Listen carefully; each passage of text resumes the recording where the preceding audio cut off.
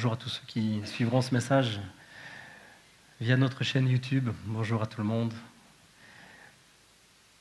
Merci pour les messages régulièrement que nous recevons d'encouragement d'un peu partout. Ça fait plaisir. Nous sommes très contents de pouvoir être utiles et de pouvoir bénir au-delà des quatre murs.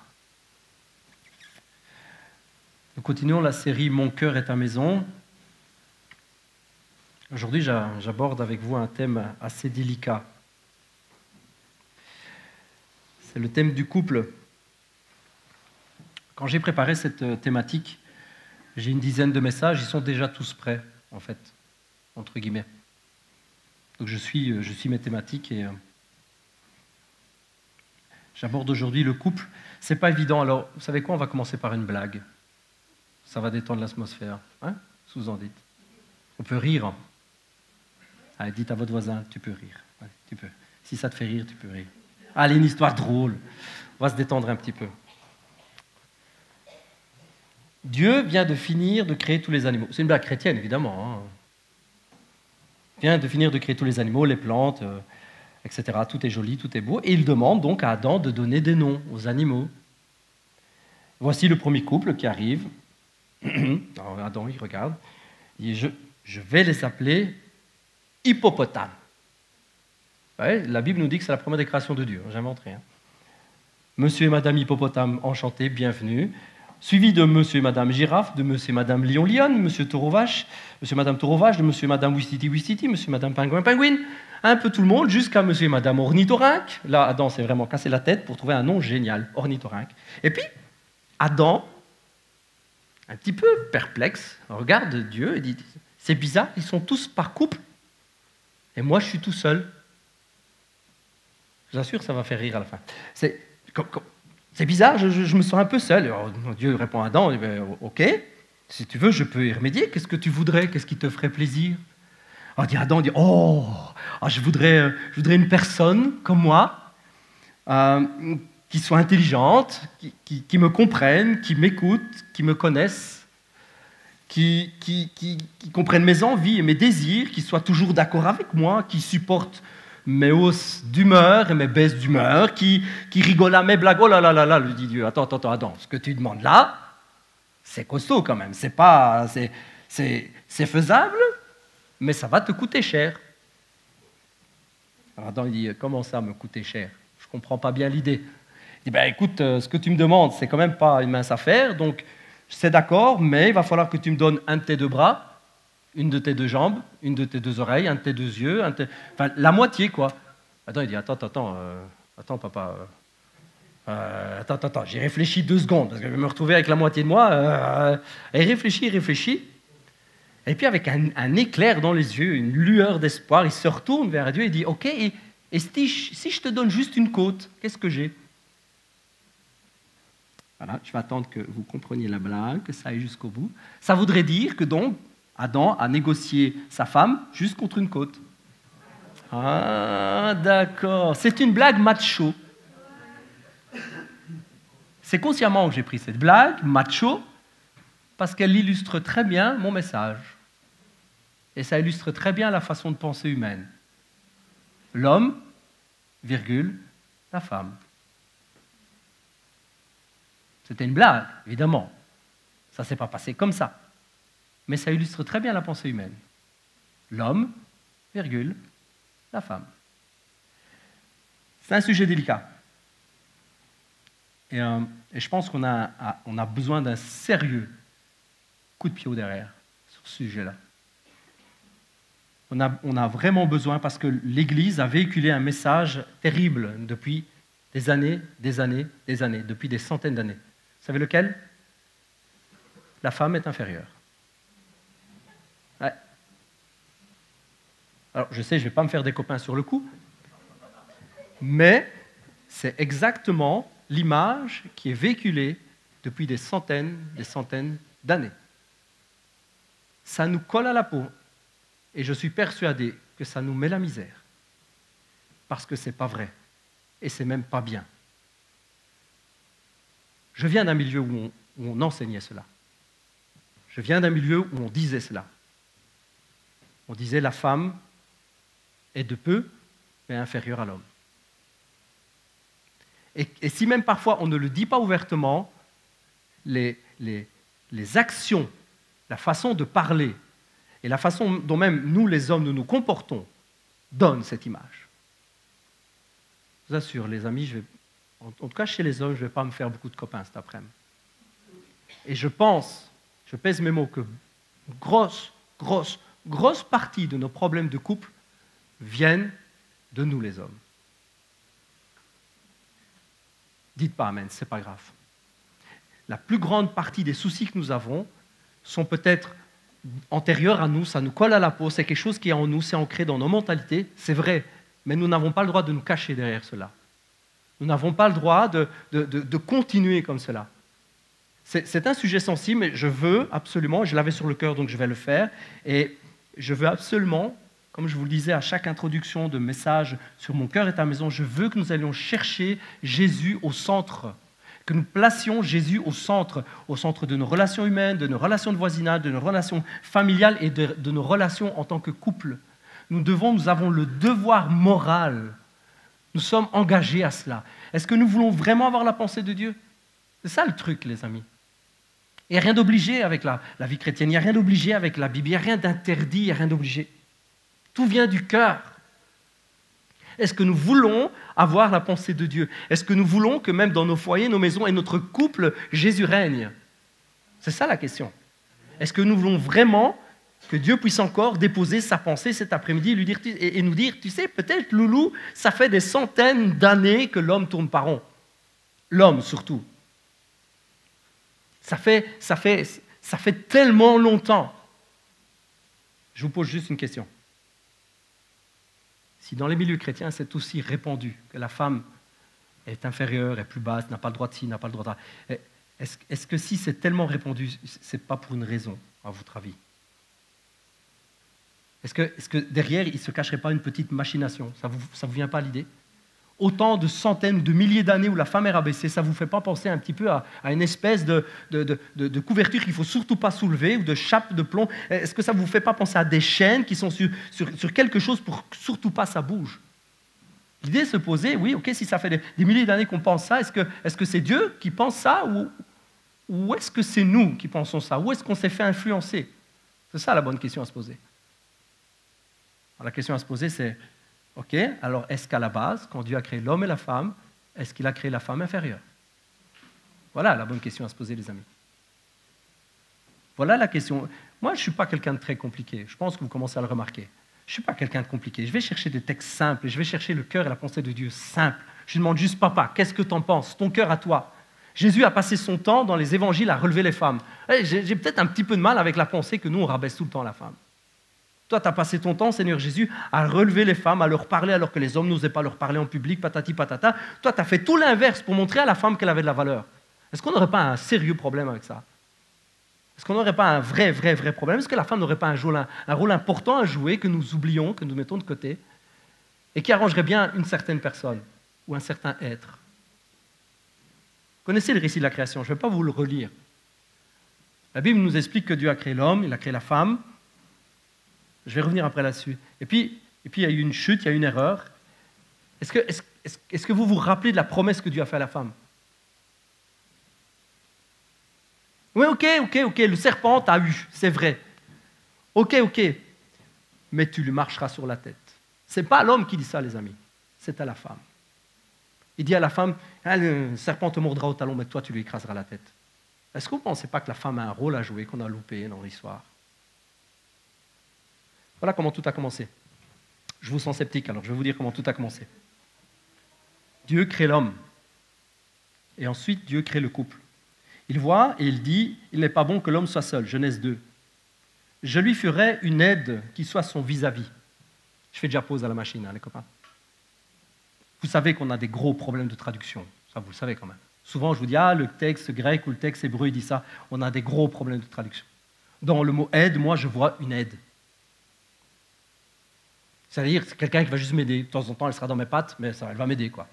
Ce sera sympa, ce sera pratique pour faire mes lessives, pour me faire à manger, mais elle sera dans mes pattes, quoi. Voilà. C'est une aide.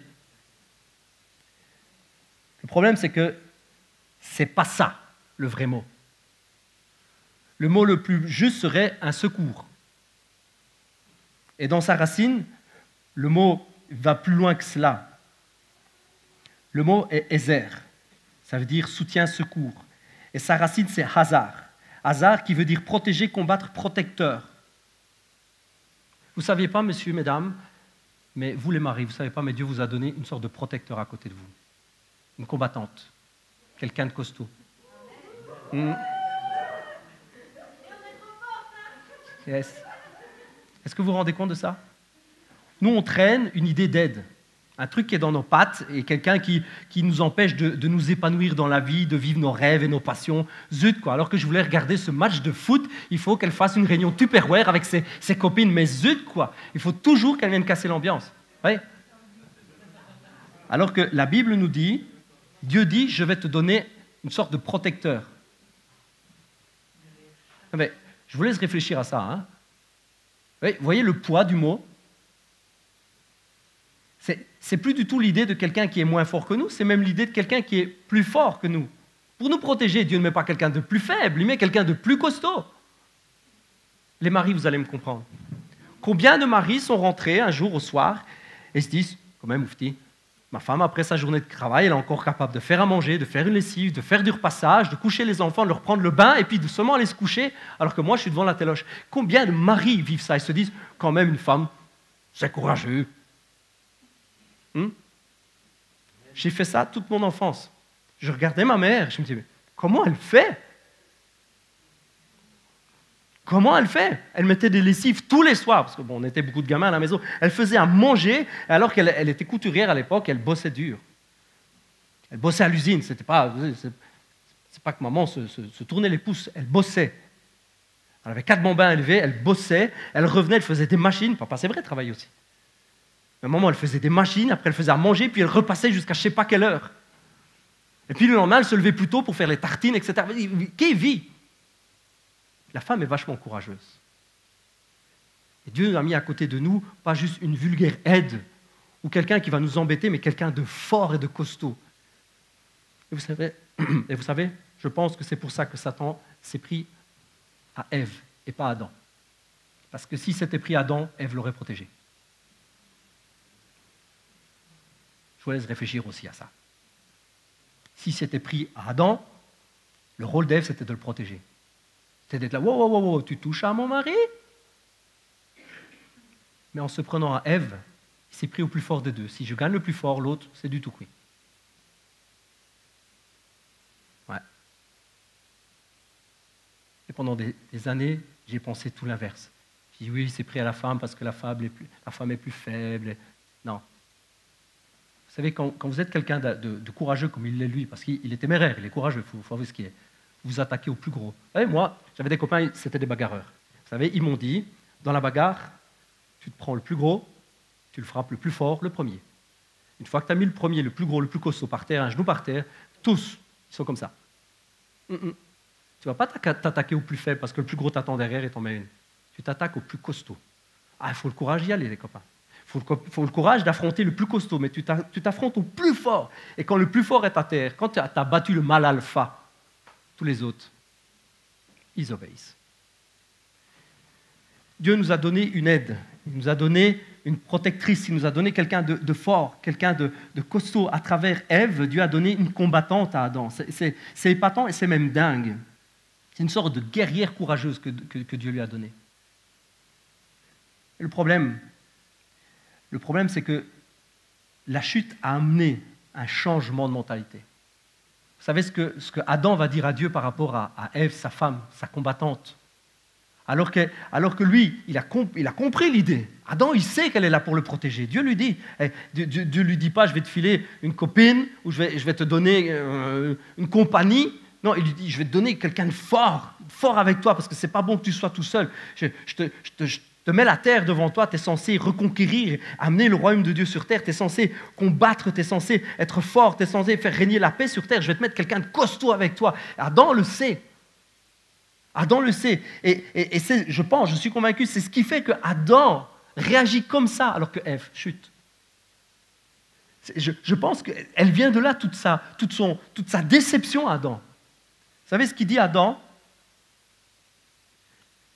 La femme que tu as mis à mes côtés, sous-entendu, c'était pas elle qui était censée me protéger, c'était pas elle qui était censée être costaude pour moi, celle que tu as mis à côté. Mais tu sais quoi? Elle a fait tout à l'envers.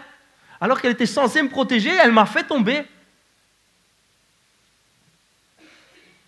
C'est la femme, Genèse 3, chapitre 3, verset 12. C'est la femme que tu as placée auprès de moi, qui m'a donné du fruit de cet arbre, et j'en ai mangé. Ce qui s'est passé, c'est que Adam a rejeté toute la faute sur Ève. Il savait très bien ce que représentait Ève pour lui. Il savait très bien ce que Dieu lui avait donné au travers de Ève. Et Adam, dans sa déception, tout ce qu'il va dire à Dieu, c'est de sa faute. Et Ève va traîner, et toute sa descendance va traîner avec elle le poids de cela. Elle va perdre sa place de femme forte, de femme courageuse, de femme qui accomplit des choses extraordinaires avec et pour son mari. Alors qu'elle était appelée à être une femme qui renverse, qui se bat, qui renverse des murs, qui bâtit des villes, d'être une femme forte, alors qu'elle était appelée à être une femme forte avec et pour son mari, elle s'est retrouvée complètement rejetée. Vous savez que c'est la spécialité du diable, de renverser les choses, de prendre quelque chose de bon que Dieu a fait bon, une bonne idée, et de tout le retourner à l'envers.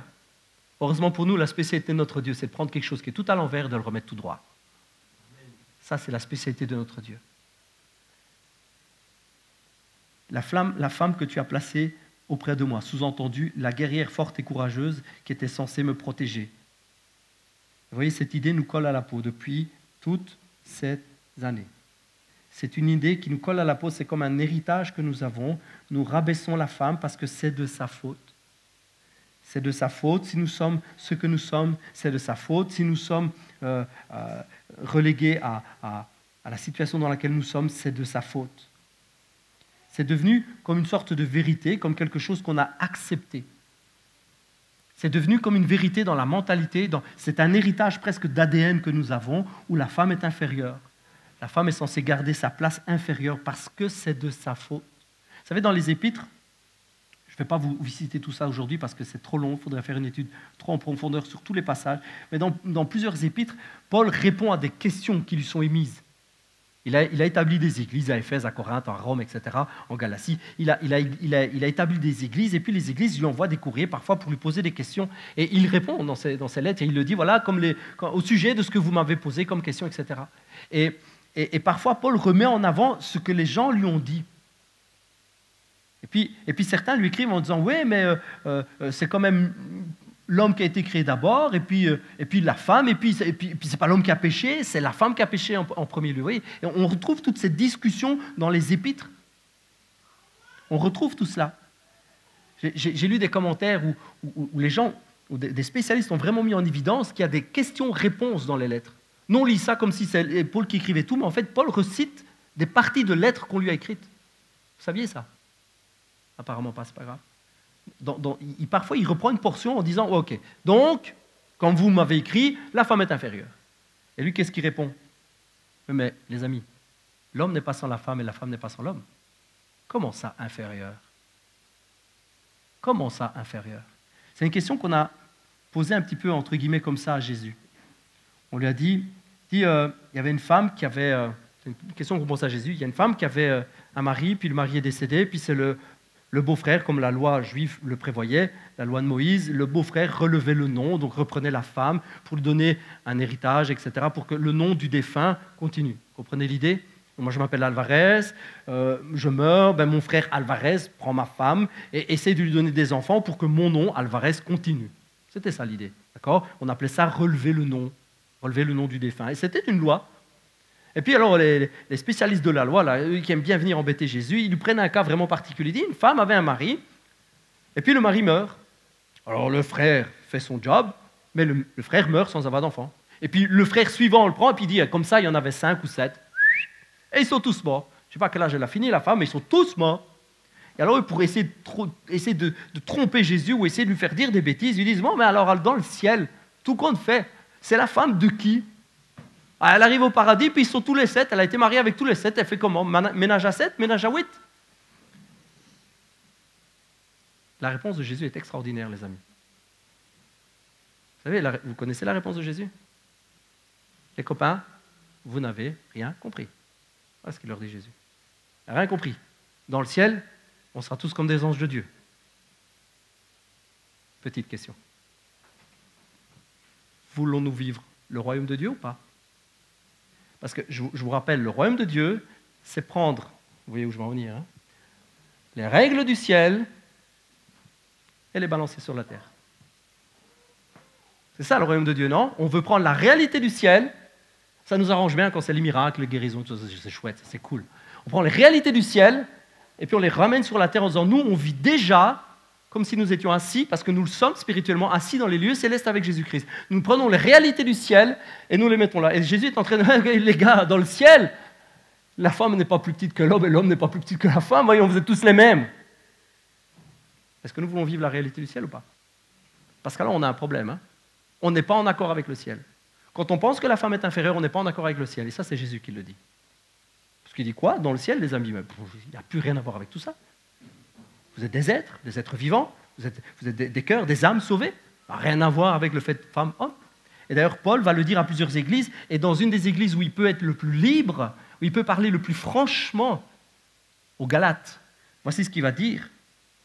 Aux Galates, il va dire, mais en fait, les amis, il n'y a plus ni homme ni femme, nous sommes tous les mêmes. Galates 3.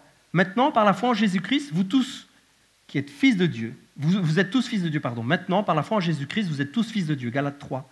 Car vous tous qui avez été baptisés pour le Christ, vous êtes revêtus du Christ. Il n'y a donc plus de différence, écoutez bien, il n'y a plus de différence entre le juif, le non-juif, esclave, homme libre, entre les hommes et les femmes.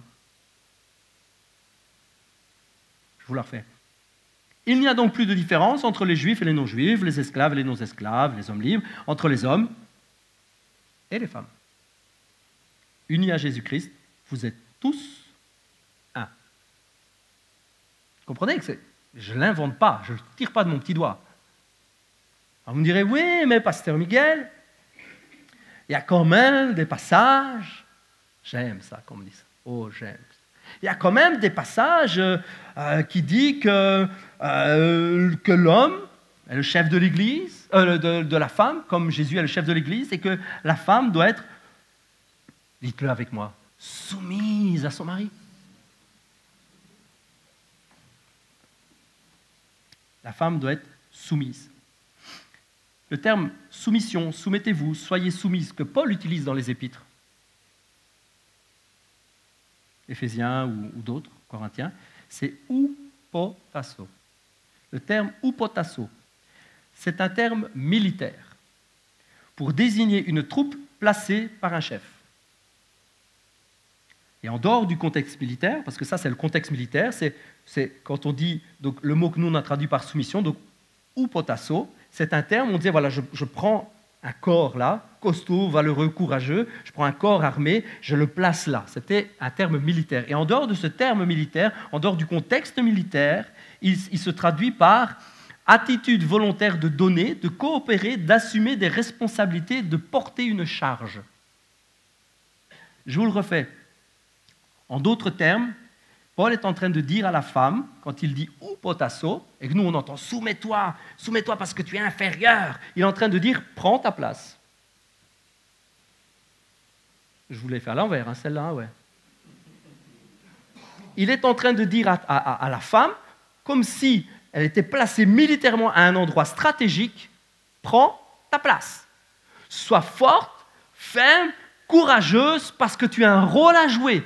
Prends ta place, oupotasso. Oupotasso par rapport à ton mari. Ça ne veut pas dire que tu vas taper sur la pièce d'être mari ou tu vas monter sur son dos. Ça veut juste dire que tu as une place comme militairement on a placé différentes légions d'armées ou différents bataillons de force. Tu as une place à jouer, c'est une place où on demande quelque chose ou quelqu'un de courageux.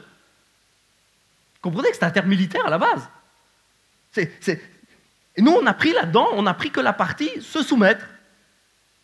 Et on en fait toute une doctrine avec ça. On va enseigner aux gens, on va leur dire, mais il faut que tu sois soumise. Ça veut dire, tais-toi. Je vous fais le résumé. Voilà l'idée que ça donne. Ça veut juste dire, tais-toi. savez ce qu'on fait taire quand on fait ça? On fait taire la promesse de Dieu qui dit « tu marcheras sur sa tête ». C'est la promesse qu'on fait taire. En faisant taire la femme, en disant « tais-toi, tu n'as pas ta place ici ». C'est la promesse de Dieu qu'on fait taire. Parce que sur la vie de la femme, il y a une promesse qui n'est même pas sur nous, les amis. Les hommes, les machos, là. Elle n'est même pas sur nous. Vous vous rendez compte de cela? Moi, j'ai lu ça, ça m'a foutu une claque, je vous assure. J'ai étudié ça la semaine et ça m'a mis une claque. Parce que le sujet, je l'avais depuis un mois, mais je n'avais pas creusé les mots. Et ça me travaillait déjà depuis un moment parce que je sais que la femme n'a pas sa place. La femme n'a pas la place qui lui revient, ça je le sais. Mais je m'étais dit, bon, je chercherai, je prierai, je demanderai à Dieu. Et puis il y a des choses tellement flagrantes où on se dit, mais c'est à la femme qu'il a fait la promesse de marcher sur la tête du serpent. Il a dit à la femme, tu sais quoi, tu auras ta vengeance. Ok, il t'a fait tomber, tu seras plus fort que lui. C'est ça qu'il promet à la femme. Et la femme, alors qu'elle a été rabaissée, alors qu'elle a été reléguée sur le côté, alors qu'on lui dit, tais-toi, tu ne peux pas prendre la parole, tu ne peux pas faire ci, tu ne peux pas faire là, tu te mets dans un coin, tu te tais, parce que c'est moi, je suis le chef, I am the boss, ik ben de chef. Alors qu'on s'est pris, nous, le melon, alors qu'on est devenu, nous, très orgueilleux, parce que ça nous convient bien, il faut avouer les hommes, ça nous convient très très bien, hein. On est à l'aise dans cette position-là. Alors qu'on s'est retrouvé, nous, à avoir une position d'autorité, on a mis de côté la femme, et sans s'en rendre compte, parce qu'on ne s'en rend pas compte, on a mis de côté la promesse de Dieu. Et les promesses de Dieu sont toujours valables, sont toujours bonnes, si on s'en saisit. Tu prends une promesse de Dieu, tu la mets dans ton tiroir, tu fermes le tiroir, ben tu sais quoi, elle restera dans ton tiroir. Si tu ne vas pas saisir cette promesse, Dieu a parlé. Et quand Dieu parle, il y a toujours quelque chose qui se produit. S'il y a une oreille pour écouter derrière, et s'il y a quelqu'un pour s'en saisir, s'il y a quelqu'un pour faire quelque chose. Il y a une promesse qui est sur la vie de la femme, et on ne doit pas négliger cela. Et Paul dira à la femme, ou potasso, prends ta place, sois forte, sois courageuse. Ce n'est pas du tout l'image que l'Église a donnée. Ce n'est pas du tout l'image que les chrétiens ont donnée. Non, nous, qu'est-ce qu'on a fait? On a pris la femme, on l'a mis à un endroit plus bas, on s'est, nous, élevés au-dessus d'elle, on s'est senti plus fort, alors que ce n'est pas du tout le plan de Dieu à la base. Dieu a créé la femme pour que nous soyons forts avec elle, pour qu'elle soit forte avec nous. C'est ça la base du couple. La base du couple, c'est l'unité, les amis. C'est un sujet sensible, c'est un sujet délicat, et je ne vais pas me faire, moi, psy ou thérapeute pour couple, ce n'est pas l'idée. Mais je sais une chose, en tant que pasteur, je sais une chose, c'est que notre devoir, nous sommes engagés, nous avons un devoir moral par rapport à ça. Nous devons mettre Dieu au centre de tout. Nous devons mettre Jésus au centre de tout. Et ce que nous montre la Bible, ce que nous enseigne la Bible, c'est qu'un couple est uni, est fort en Jésus, quand chacun a sa place. Quand dans le couple, chacun a sa place. La femme a sa place dans le couple, l'homme a sa place dans le couple. L'un n'est pas plus élevé que l'autre, l'autre n'est pas plus bas. Nous avons à faire attention à cela. Oui, parce que le couple, c'est ce qui a été fondé par Dieu. Dieu a dit, voilà, un homme et une femme formeront un couple et ils seront un. Un homme et sa femme feront un couple, ils seront un. Ils seront forts ensemble. Dieu a donné une femme à l'homme pour qu'ils soient forts ensemble. Pas pour lui cirer les pompes ou pour les faire à manger alors que lui, il a les pieds devant la téloche. Il lui a donné une femme, une épouse, pour qu'elle soit forte. Il lui a fait un être courageux, plus fort que lui, plus courageux que lui, plus tenace que lui, avec plus de ténacité, avec plus de courage. Et j'en connais pas beaucoup des hommes qui sont capables de repasser jusqu'au bout de la nuit, ou qui sont capables de se lever pendant autant d'heures pendant la nuit parce que le petit a de la fièvre. Oui, on le fait aussi. Mais soyez honnêtes, la femme le fait plus, elle le fait mieux, elle est plus forte, elle est plus courageuse par rapport à cela. Vous savez, moi, je me réveille en plein milieu de la nuit parce que la petite, elle pleure. J'ai juste envie de me crier, de m'énerver, de la secouer. Enfin, oui, je me lève de mauvaise humeur quand c'est comme ça. Je râle, mais pas la femme. La femme se lève, c'est son enfant. Le nombre de fois, ma femme a pris un de nos bébés, l'a pris à côté d'elle toute la nuit. Moi, je lui fais juste des coupures, laisse-moi un peu de place, je dors. Avec cette fameuse phrase, je me lève, moi, demain matin. Ah ouais, tiens, elle ne va pas se lever. Tiens. Bon, non. Je travaille, moi, demain matin. Bon, non, elle ne travaille pas. Non, parce que la maison, c'est pas travailler. Non, c'est pas du travail. La femme est forte. Un couple est fort quand un couple connaît ses forces. Un couple est fort quand il sait la force et les faiblesses de chacun. Tu veux être un couple fort, il faut que tu connaisses la force de ta femme. Tu veux être un couple fort, il faut que tu connaisses la force de ta femme et que tu le reconnaisses. Que tu connaisses et que tu reconnaisses sa force. Que tu reconnaisses sa valeur. Tu veux un couple fort, il faut que chacun puisse trouver sa place. Ça ne veut pas dire qu'on va commencer à rabaisser l'homme, ça n'a rien à voir. Nous avons chacun notre place. Mais nous devons reconnaître la place de l'un et de l'autre dans le couple. Vous savez, ce que Dieu a créé, c'est un couple. Et la Bible nous enseigne que nous n'avons pas à détruire le couple. La Bible nous enseigne que nous n'avons pas... Jésus va dire que nous n'avons pas à désunir ce qui est uni. Vous connaissez ce passage?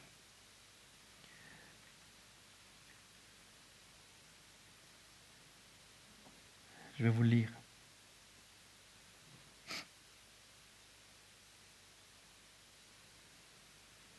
Si je le retrouve. Je ne l'ai pas pris celui-là. Jésus va dire que l'homme n'a pas à séparer ce que Dieu a uni. Matthieu 19. L'homme quittera son père et sa mère, s'attachera à sa femme. Les deux deviendront une seule chair, un seul être. Ainsi, ils ne sont plus deux, mais ils sont une seule chair. Que l'homme ne sépare pas ce que Dieu a joint.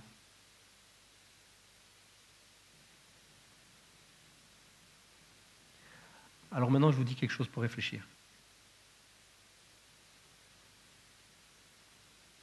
Avant de sauver son mariage, on sauve son couple. Et pour sauver son couple, on doit savoir et reconnaître la valeur de l'un et de l'autre dans le couple. Mais quand tu rabaisses ta femme, quand tu lui fais comprendre qu'elle est inférieure, quand tu la repousses, quand tu la mets de côté, et quand tu te sens supérieur, quand tu rabaisses ta femme, tu brises ce que Dieu a uni, parce que vous n'êtes plus un. Ah, peut-être pour la façade, tu as sauvé le mariage, tout le monde sait que tu ne divorceras pas parce que tu es chrétien, c'est bien, bravo, bon et fidèle serviteur, bon et fidèle chrétien, c'est bien. Tu as sauvé ton mariage, mais tu sais quoi? Tu as fait chavirer ton couple. Et en faisant chavirer ton couple, tu sais ce que tu as fait? Tu as désuni ce que Dieu avait uni. Oh, mais non, on n'est pas séparés, on n'est pas divorcés, regarde, tout va bien. C'est pas vrai. Quand tu déforces ton couple, quand tu rabaisses ta femme, quand tu te désunis d'elle et que tu ne reconnais pas la valeur qu'elle a, tu brises ce que Dieu a uni. Je vous laisse réfléchir à ça 2 secondes.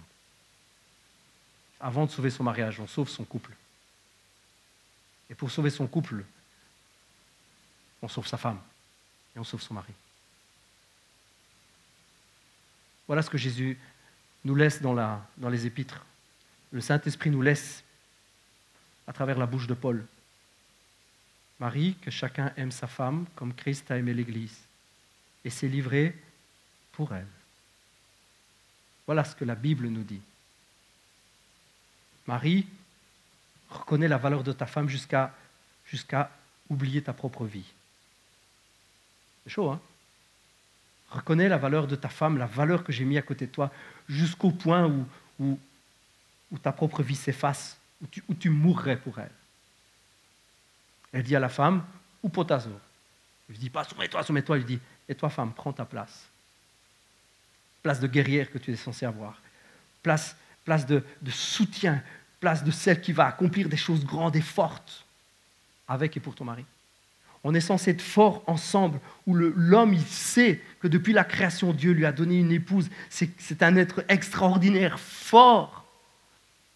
Et la femme sait qu'avec son mari, ensemble, ils peuvent bâtir des choses extraordinaires. Et elle sait qu'elle a tout le soutien de son mari. Oh, Miguel, pasteur Miguel, t'exagères, t'en fais trop. Oh, t'en fais trop. Ah, tu vas chercher quand même, là c'est trop. Est-ce que vous connaissez la définition de la femme faite par Salomon, la femme vertueuse ou la femme parfaite? Est-ce que vous connaissez ça? Quand on lit ça, je vous dis que ça fait réfléchir.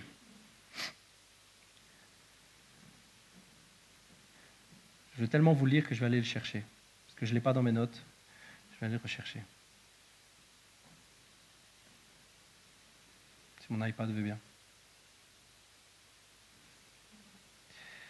Il faut que ça plante, évidemment. Il nous fait la description de la femme vertueuse. Je ne sais pas si vous avez déjà lu ça, mais la place que la femme a dans ce passage. Est-ce que quelqu'un a une Bible papier? Comme quoi, parfois, c'est bien d'avoir une Bible papier. Ah, ça y est, je veux bien.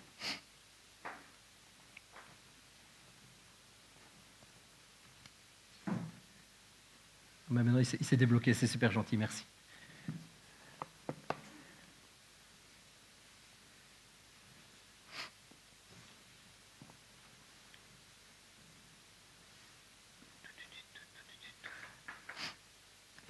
Mon iPad, il ne veut pas, il n'y a pas de connexion Internet, il ne veut pas.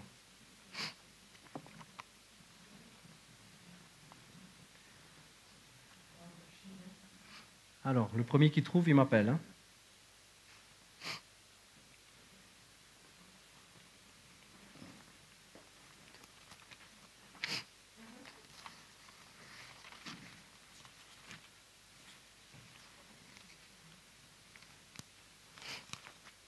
Il n'y a personne qui a trouvé.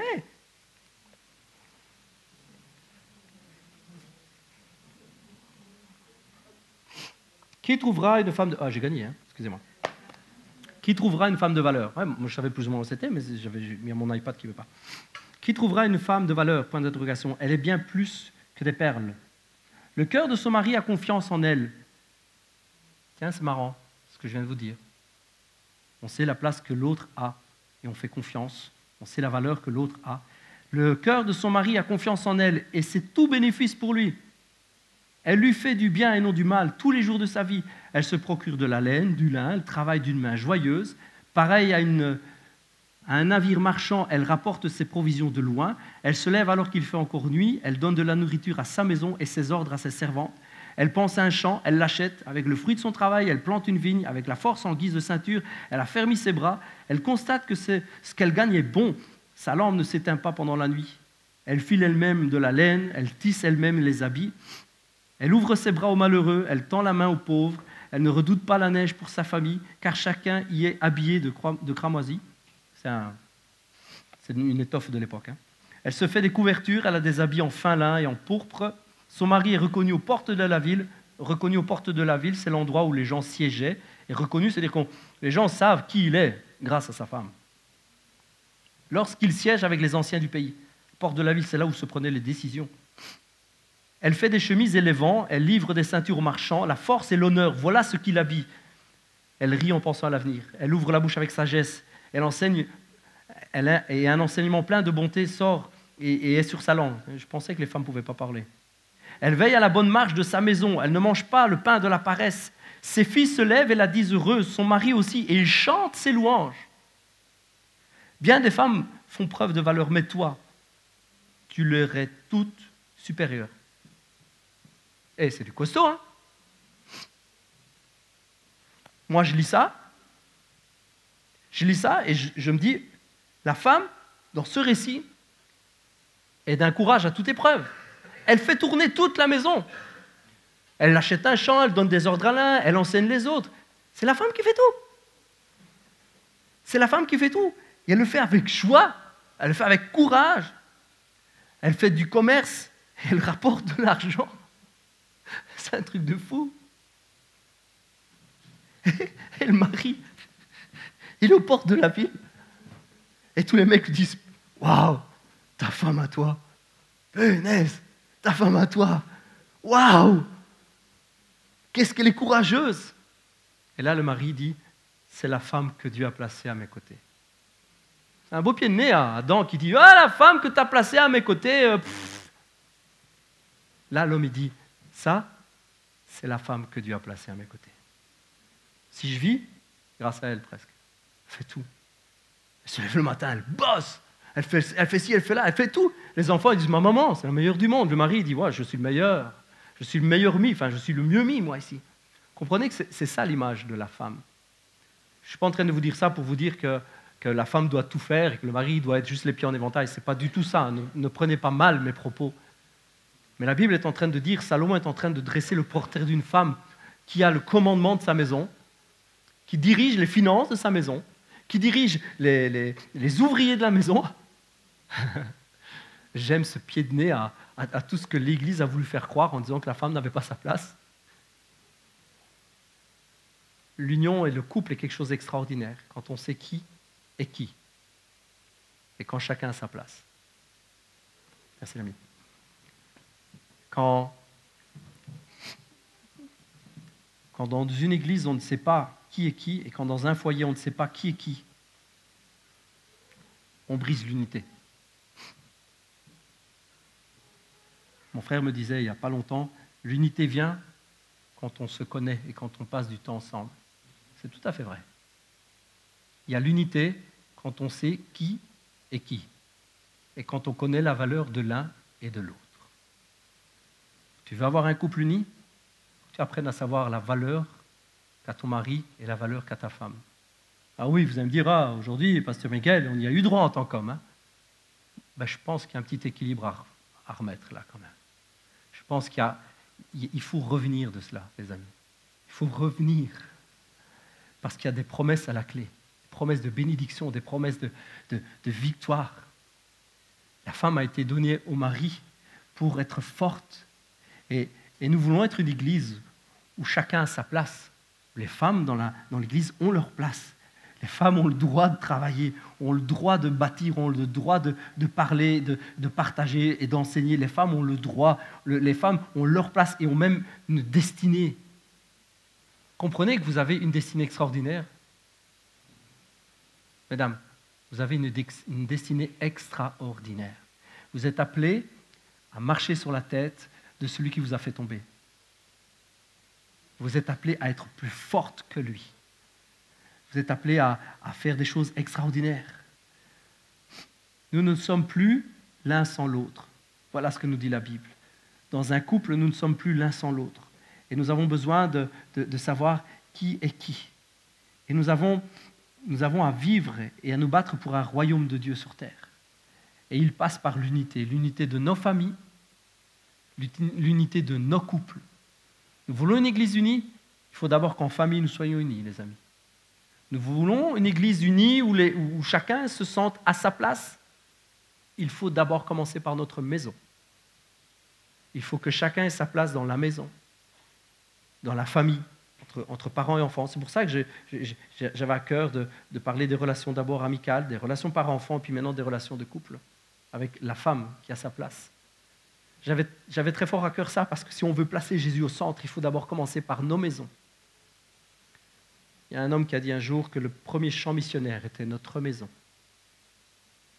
Le premier endroit où nous devons briller de l'Évangile, c'est notre maison.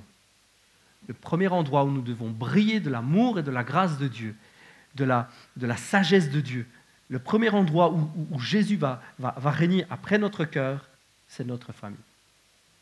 Et si nous voulons une église unie, une église forte, il faut que nous ayons des familles fortes et des familles unies. Et ça passe par des couples forts, des couples où la femme a sa place, a la vraie place que Dieu lui a donnée à la base, en la créant. Et vous valez plus qu'une côte. Vous valez beaucoup plus qu'une côte. Vous valez beaucoup plus. Et on a besoin de vous. On a besoin de vous. L'Église a besoin de vous. On a besoin de vous, nous, en tant que personne, en tant que mari. Mais l'Église a besoin de vous.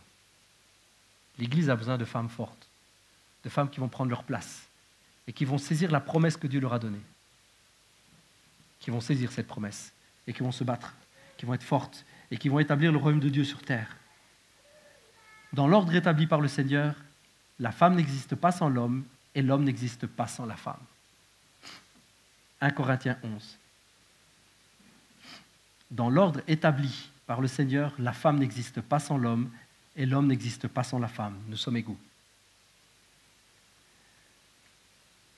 Vous êtes tous unis en Christ. Vous êtes un. Il n'y a plus de différence entre esclaves et libres, entre juifs, non-juifs, entre hommes et femmes. Ça, c'est la réalité du royaume. Alors, est-ce que nous voulons cette réalité-là? Est-ce que nous voulons vivre le royaume de Dieu? Parce que ça passe aussi par cela. Ça passe aussi par cela. Jésus est venu sur terre pour nous sauver, comme pasteur Andrés en a parlé il n'y a pas si longtemps que ça. Il est venu pour nous sozo, nous restaurer, nous relever, nous réconcilier avec le Père, pour nous protéger, pour nous guérir et physiquement et spirituellement, pour nous sauver de la perdition, mais pour nous sauver de notre condition. Jésus est venu sur terre pour cela, et il est venu sur terre pour rétablir des choses. Et une des choses qui a besoin d'être rétablie, c'est celle-là. La femme a besoin de prendre sa place. La femme a besoin de prendre sa place. Jésus est venu mourir pour nous donner la liberté. Et nous voulons briller de sa lumière. Nous voulons briller de la paix, de la grâce qu'il a mis dans nos cœurs. C'est ce que nous voulons, n'est-ce pas? Vous êtes avec moi là-dessus. On veut ça. Nous voulons être une église où règne la liberté. Pas parce qu'on le dit, mais parce qu'elle se sent. La liberté, ça ne se dit pas « Hey man, sens-toi libre !» Vous dites ça quand on a envie de retirer ses chaussures et qu'il est chez vous, vous dites « Ah, retire tes pompes, mets-toi en pantoufle, sens-toi libre. » Ok. Mais ce n'est pas la vraie liberté, ça. Il n'ira quand même pas dans les armoires, il n'ira pas faire dodo dans votre lit. La liberté ne se dit pas. La liberté, elle se ressent. La liberté, c'est quand quelqu'un va venir et sentir qu'il est libre. On n'a pas à lui dire « Oh, il faut que tu te sentes libre. » Il doit la ressentir. Et ça doit venir de nos foyers, ça doit venir de nous, ça doit venir de notre cœur. Jésus est venu pour nous donner cette liberté. Il est venu, il y a 2000 ans, mourir sur une croix pour nous libérer de nos péchés, mais pour nous libérer de nos mentalités aussi, les amis. Vous êtes OK avec ça? Jésus est venu pour nous libérer de nos mentalités. Et si ça fait maintenant presque 6000 ans que le diable fait tout, absolument tout pour que la femme soit rabaissée, posez-vous la question si ce n'est pas parce qu'il a la trouille qu'elle ne le soit plus. Si ça fait 6000 ans qu'il fait tout pour que la femme soit mise au placard, posez-vous la question si ce n'est pas parce qu'il a simplement peur que si elle prend conscience des promesses qui sont sur sa vie, il va se prendre une raclée. Parce qu'en Jésus, les amis, tout est rétabli. Et si quelqu'un se lève pour me dire « Oui, mes frères, pasteur Miguel, la Bible dit bien que c'est la femme qui a péché premièrement. » La Bible dit bien que Jésus est venu pour annuler la faute. Il n'y a plus la faute. La faute a été annulée, les amis. Il n'y a plus de « Ouais, mais elle m'a fait tomber. » C'est fini tout cela. C'est fini. Nous sommes rétablis dans ce que Dieu avait prévu au départ. Homme, femme, couple uni, chacun à sa place. Chacun sait qui il est. Et c'est la destinée qu'il a. Je vais appeler le groupe de louanges, on va terminer avec un chant. Je voudrais prier simplement. Je sais que c'est un sujet délicat, je sais qu'il y en a beaucoup qui se posent 8000 questions après tout ça, qui vont se dire « Ouais, mais quand même, ouais, mais quand même. » Je voudrais juste vous inviter à vous laisser toucher par la pensée de Dieu. Je voudrais juste vous laisser ces quelques paroles sur le cœur. Ce verset qui nous dit que dans l'ordre établi par Dieu, il n'y a pas de différence. Ça, c'est l'ordre établi par Dieu.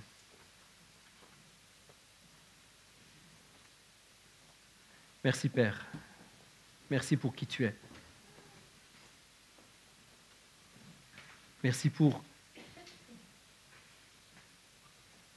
ton cœur. Merci parce qu'en venant, Jésus, en venant mourir à la croix, tu as rétabli